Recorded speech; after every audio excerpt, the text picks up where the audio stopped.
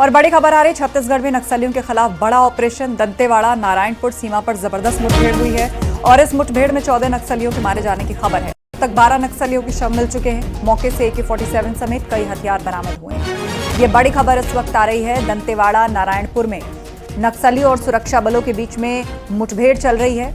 सीमा पर जबरदस्त तरीके से मुठभेड़ चल रही है, जिसमें 14 नक्सलियों के मारे जाने की खबर है, जिनमें से 12 के शव बरामद कर लिए गए हैं। मौके से सुरक्षा बलों को AK-47 समेत कई हथियार मिले हैं।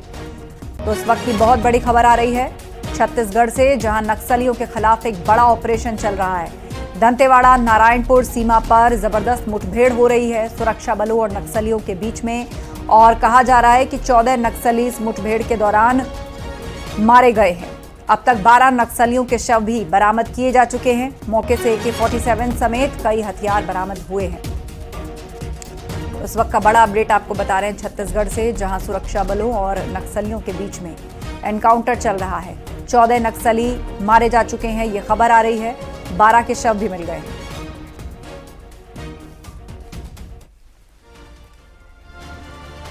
और एक और बड़ी खबर लखनऊ से आपको बता दें, कुंडा के पूर्व CEO जियाउल हक हत्याकांड में 10 लोगों को दोषी ठहरा दिया गया है।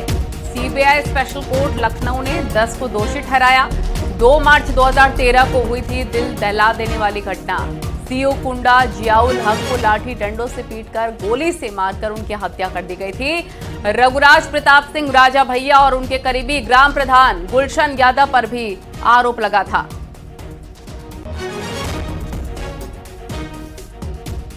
लखनऊ से इस वक्त की बड़ी खबर, कुंडा के पूर्व CEO जियाउल हक हत्याकांड में 10 लोगों को दोषी ठहराया गया है। ऋषभ मणि हमारे सहयोगी फोन लाइन पर जुड़ गए हैं। ऋषभ, क्या जानकारी?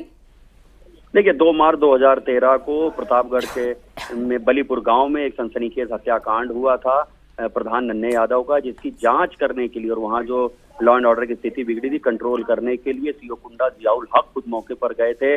लेकिन वहां पर कुछ गांव वालों ने ही उनको घेर कर लाठी डंडों से पीटा था, फिर गोलियों से मारकर उनकी हत्या कर दी गई थी। अखिलेश यादव की नई नई सरकार बनी थी और इस बात को लेकर के तमाम आलोचना की गई थी, कानून व्यवस्था के ऊपर उंगली उठाई गई थी। उस वक्त रघुराज प्रताप सिंह राजा भैया और उनके करीबी ग्राम प्रधान गुलशन यादव का भी इसमें नाम आया था। हालांकि जब बाद में ये मामला CBI को गया तो CBI जांच में राजा भैया और गुलशन यादव को क्लीन चिट मिल गई थी। अब इसी मामले में CBI स्पेशल कोर्ट लखनऊ ने 10 आरोपियों को दोषी करार दिया है, जिसमें फूलचंद यादव हैं, पवन यादव, मंजीत यादव, घनश्याम सरोज, राम लखन गौतम, छोटे लाल यादव, राम आसरे, मुन्ना पटेल, शिवराम पासी, जगत बहादुर पाल उर्फ बुल्ले पाल को दोषी ठहरा दिया है। एक बहुत बड़ा डेवलपमेंट है। ये उस वक्त की एक बड़ी घटना थी जिसने उत्तर प्रदेश की राजनीति को हिला दिया था। कानून व्यवस्था के ऊपर सवालिया निशान लगे थे। अब आज करीब 11 साल बाद इस पूरे हत्याकांड पर CBI स्पेशल कोर्ट का फैसला आ गया है। 10 आरोपियों को दोषी ठहरा दिया गया है। जल्द ही इस मामले में इन दोषियों को सजा सुनाएगी CBI स्पेशल कोर्ट। ठीक है, बहुत शुक्रिया आपका विस्तार से जानकारी देने के लिए ऋषभ। तो ये बड़ी खबर लखनऊ से हम आपको बता रहे थे। कुंडा के पूर्व CEO जियाउल हक को लेकर बड़ी जानकारी कि उनके हत्याकांड में 10 लोगों को दोषी ठहरा दिया गया है। CBI स्पेशल कोर्ट लखनऊ ने 10 को दोषी ठहराया। 2 मार्च 2013 को ये पूरी घटना हुई थी। CEO कुंडा जियाउल हक को लाठी डंडों और पिस्टल से उनकी हत्या कर दी गई थी। रघुराज प्रताप सिंह राजा भैया और उनके करीबी ग्राम प्रधान गुलशन यादव पर भी आरोप लगा था। 2 मार्च 2013 में यह हत्या हुई थी। हथीगवा के बलीपुर गांव में मर्डर हुआ। प्रधान नन्हे यादव की हत्या हुई थी। प्रधान की हत्या के बाद हालात काफ़ी ज़्यादा बिगड़ गए थे। लाठी डंडे से पीटने के बाद गोलियां भी मारी गई थीं। राजा भैया और गुलशन यादव पर भी आरोप लगे। CBI ने राजा भैया गुलशन यादव को क्लीन चिट दे दी। तो जियाउल हत्याकांड में बड़ा अपडेट हम आपको बता रखे हैं। कुंडा के पूर्व CEO जियाउल हक हत्याकांड में 10 लोगों को दोषी ठहरा दिया गया है। और ये पूरा मामला भी हम आपको बता रहे हैं। 2 मार्च 2013 में मर्डर हुआ था। हाथीगवा के बलीपुर गांव में हत्या हुई। प्रधान नन्हे यादव की हत्या, प्रधान की हत्या के बाद माहौल भी काफी ज्यादा खराब हुआ था। लाठी डंडे से पीटने के बाद गोलियां भी चलाई गई थी। तो जियाउल हक हत्याकांड क्या है, ये बड़ी जानकारी हम आपको दे रहे हैं। और इस पूरे मामले में दोषी ठहरा दिया गया है 10 लोगों को।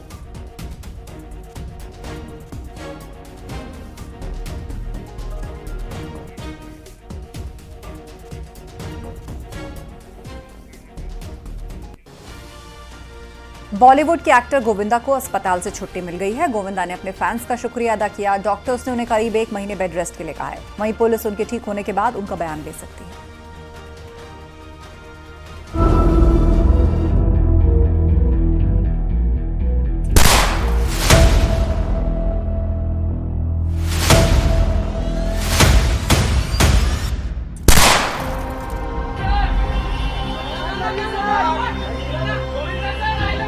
जैसे ही गोविंदा अस्पताल से बाहर निकले, मीडिया के कैमरे उनका इंतजार कर रहे थे। गोविंदा भी मुस्कुराए और हाथ जोड़ने की मुद्रा में आ गए। उनके साथ उनकी पत्नी और बेटी भी मौजूद थी। बड़ी संख्या में उनके फैंस भी उनका हाल लेने पहुंचे थे। अस्पताल से छुट्टी मिलने के बाद गोविंदा ने अपने शुभ चिंतकों को धन्यवाद कहा। वो भावुक भी दिखे। मैं देश में जहाँ से मुझे प्रेम मिला, जहाँ पूजन हुए, दुआएं पड़ी गई, जहाँ अरदास की गई, प्रेयर्स हुए, मैं सब लोगों का धन्यवाद देता हूँ, प्रेस का धन्यवाद देता हूँ और प्रशासन से जुड़े हुए पुलिस वर्ग का धन्यवाद देता हूँ। मंगलवार की सुबह गोविंदा को घर में गोली लग गई थी। अस्पताल में एडमिट होने के चौथे दिन उन्हें डिस्चार्ज कर दिया गया। 3 दिन डॉक्टरों की गहन निगरानी में रहने के बाद उन्हें घर जाने की इजाजत मिल गई। वो करीब 1 महीने तक बेड रेस्ट पर रहेंगे। नहीं, उनको 3 से 4 हफ्ते में रेस्ट करना पड़ेगा और उनके एक्सरसाइज फिजियोथेरेपी चालू है, बट उनकी तबीयत काफी अच्छी है and he is quite cheerful. That's why we are discharging him. He will be taking rest at home. उनका डाइट बराबर चल रहा है, स्पेशलिस्ट डाइटिशियन मैनेज कर रहे हैं and he is eating very well. Govinda ने बताया था कि वो अपनी लाइसेंसी रिवॉल्वर साफ कर रहे थे और इसी दौरान अनलॉक होकर वो जमीन पर गिरी, जिसके बाद गोली चली और उनके पैर में गोली लग गई। गोली लगने के बाद डॉक्टर्स ने सर्जरी कर उसे निकाल लिया। उन्हें आईसीयू में भी भर्ती रहना पड़ा था।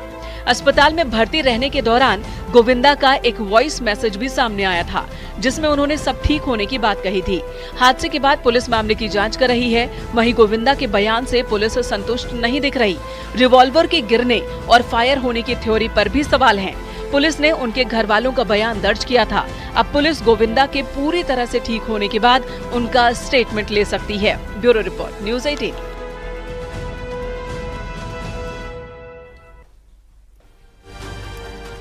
आज से 9 साल पहले मेरठ में एक वारदात हुई थी। इसमें आरोपी ने महिला के ऊपर केरोसिन छिड़ककर आग लगा दी, जिससे महिला की मौत हो गई। महिला की मौत से पहले दिए गए बयान को आधार बनाकर लोअर कोर्ट ने आरोपी को सजा सुनाई। ये पूरा मामला क्या है, आइए आपको बताते हैं।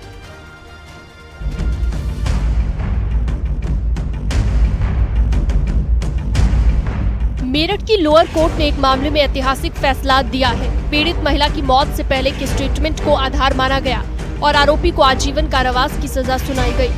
आग की चपेट में आने से महिला 65% जल चुकी थी, लेकिन 10 दिन बाद उसकी मौत हो गई थी। इसी मामले में मेरठ की लोअर कोर्ट ने ये ऐतिहासिक फैसला सुनाया है। पीड़िता की मौत से पहले जांच अधिकारी ने जो आखिरी बयान लिया, उसी को आधार मानकर सजा सुनाई गई। बहुत अच्छा जजमेंट है, क्योंकि उसका मजिस्ट्रेट के सामने बयान नहीं हुआ था, तो कोर्ट ने ये माना कि ये मृतका का मृत्यु से पहला बयान है, आखिरी बयान है, यानी इसके पहले कोई बयान नहीं, इसके बाद कोई बयान, इसके बाद डेथ हो गई। तो जो आदमी आखिरी बयान दिया है, उस बयान को ही एविडेंस बनाया जाता, सेक्शन 32 में उसको लाया जा सकता। ऐसा नहीं कि जो उसका मृत्यु बयान है मजिस्ट्रेट ही लिखे। अगर डॉक्टर भी अपनी रिपोर्ट में लिख देता है मृतका ने मुझे, मतलब पीड़िता ने मुझे बताया, वो और उस डॉक्टर को साबित करा दें, वो बयान भी 90% माना जाएगा। साल 2015 की ये घटना है। मेरठ के रोहटा क्षेत्र की एक महिला अपने घर पर अकेली थी और उस पर मिट्टी का तेल उड़ेलकर आग लगा दी गई थी। आरोप ये था कि आरोपी बदनीयती से घर में घुसा था। महिला के विरोध करने पर अमित नाम के शख्स ने उस पर केरोसिन तेल उड़ेल दिया था। महिला को आग के हवाले करने के बाद वो मौके से फरार हो गया था। वो चिल्लाई, गांव के लोग आए, उनके पति को सूचना दी। पति उसको पहले CSC ले गया, CSC के बाद केरला ले गया, वहाँ कोई इलाज नहीं हो पाया, गंभीर स्थिति, मेडिकल उसको रेफर कर दिया। मेडिकल में वो 8 साल में भर्ती रही। वहाँ से उसको जब लगा कि बच नहीं पाए, घर ले आए और रात को इसकी डेथ। महिला ने मौत से पहले दिए गए बयान में बताया था कि कैसे ये घटना हुई थी और इसका जिम्मेदार कौन था। कोर्ट ने डाइंग डिक्लेरेशन को आधार मानकर आरोपी अमित को आजीवन कारावास की सजा सुनाई है और लगभग 14,000 का जुर्माना लगाया। आरोपी अभी भी जेल में है। मेरठ से न्यूज़ 18 के लिए उमेश श्रीवास्तव की रिपोर्ट।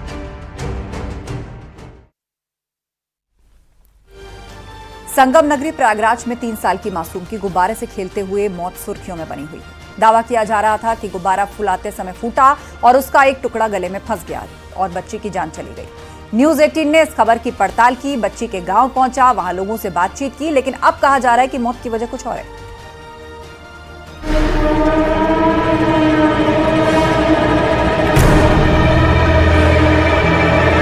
प्रयागराज की घटना सोशल मीडिया पर पूरी तरह से छाई हुई है, जिसमें दावा किया जा रहा था कि 3 साल की बच्ची शहरीन के साथ एक हादसा हो गया।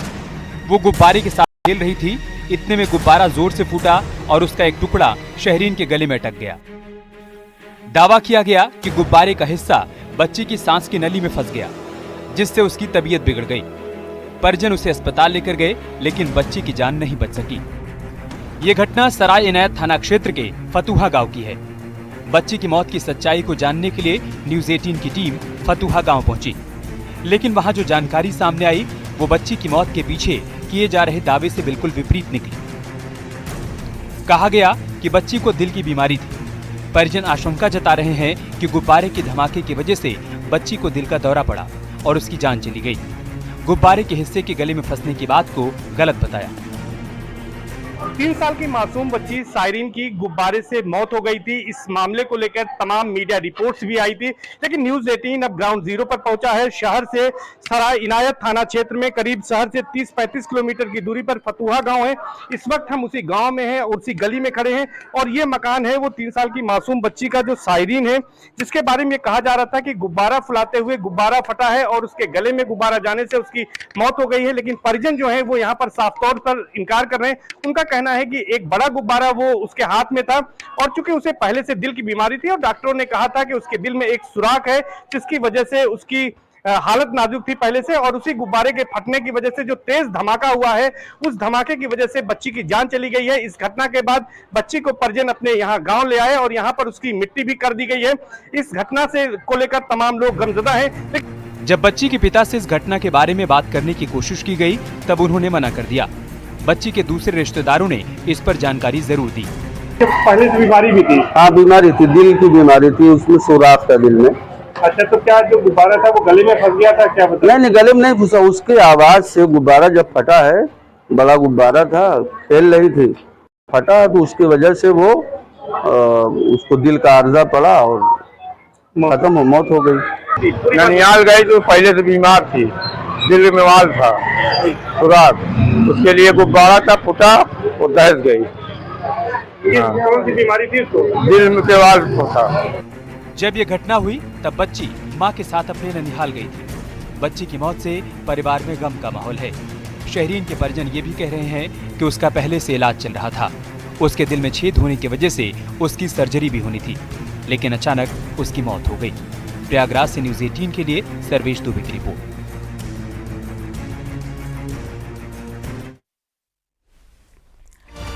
कानपुर में पिछले 2 महीनों से ट्रेन पलटाने की साजिश रची गई है और इन घटनाओं की रेलवे और दूसरी खुफिया एजेंसियां जांच भी कर रही हैं, लेकिन साजिश के पीछे हाथ किसका है ये खुलासा हो नहीं पाया। भविष्य में इस तरह की घटनाएं ना हो, इसके को लेकर रेलवे ट्रैक के किनारे बसी अवैध बस्तियों को जल्द हटा दिया जाएगा, ये दावा किया जा रहा है। देखिए रिपोर्ट।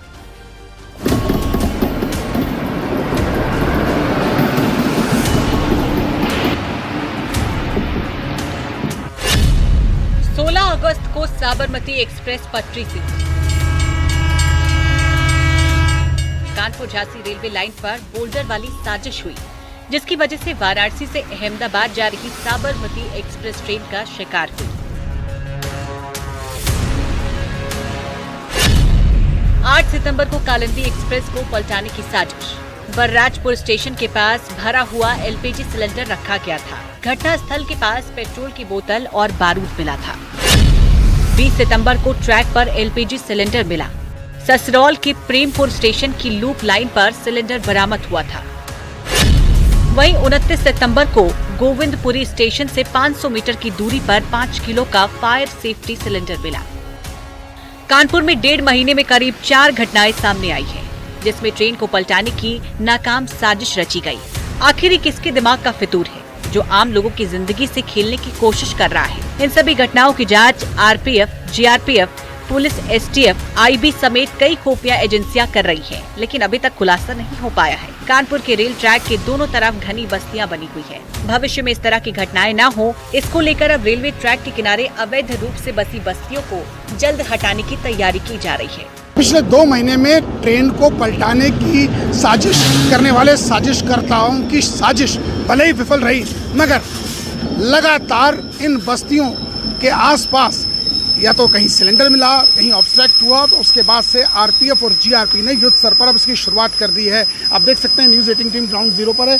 ये इस टाइम झकरघटी के पास है, जहां देखा जा सकता है कि रेलवे ट्रैक के दोनों तरफ की अगर बात की जाए तो बस्तियां राइट और लेफ्ट दोनों तरफ से, और ऐसे में देख सकते हैं कि सामने बस्ती बनी है, लोग हैं, और जीआरपी और आरपीएफ ने अब इनकी कुंडली खंगालना शुरू कर दिया। अगर रेलवे अधिकारियों की माने, रेलवे सोर्सेज की माने, तो 80 बस्तियों को चिन्हित कर दिया गया है और इनको हटाने का ब्लूप्रिंट भी तैयार कर दिया गया। और 100 लोगों को अभी तक पूछताछ के लिए पुलिस ने उठाया है, क्योंकि आसपास के यहाँ इन क्षेत्रों के रहने वाले उन 100 लोगों में से कुछ ऐसे हैं जो बिहार के हैं, कुछ झारखंड के हैं और कुछ अन्य स्टेट्स के, और उनकी अब जब तक डिटेल नहीं आती तब तक पुलिस इनको अपने रडार पर रखे और एक बार इनकी रिपोर्ट आने के बाद पुलिस अग्रिम कार्रवाई करेगी। झकरकट्टी पुल के नीचे रेलवे ट्रैक के दोनों तरफ की बस्तियों में हजारों की संख्या में लोग रहते हैं। ना उनके पास आधार कार्ड है और ना ही कोई पता, इसलिए अब इनके वेरिफिकेशन का काम शुरू कर दिया गया है। इसके अलावा जो बस्तियां अवैध रूप से बसी हैं, उनको भी जल्द हटाने के निर्देश दिए जा रहे हैं। फिलहाल जाँच चल रही है। इसके पीछे तर्क है कि रेलवे ट्रैक खाली रहेगा और कोई भी संदिग्ध रेलवे ट्रैक के पास नहीं घूम सकेगा। एक के बाद एक घटनाओं के सामने आने के बाद अब तक सैकड़ों लोगों से पूछताछ की जा चुकी है। हजारों लोगों के मोबाइल सर्विलांस पर लिए गए हैं, लेकिन अभी भी जांच एजेंसियों के हाथ खाली है। फिलहाल इन घटनाओं को आतंकी साजिश के नजरिए से भी देखा जा रहा है। वहीं इस बात की भी पड़ताल हो रही है कि कहीं इस साजिश के पीछे एक ही गैंग का हाथ तो नहीं। हर पहलू को देखा जा रहा है। टेक्निकल स्टाफ की मदद ली जा रही है। कानपुर से न्यूज़ 18 के लिए अमित गंजू की रिपोर्ट।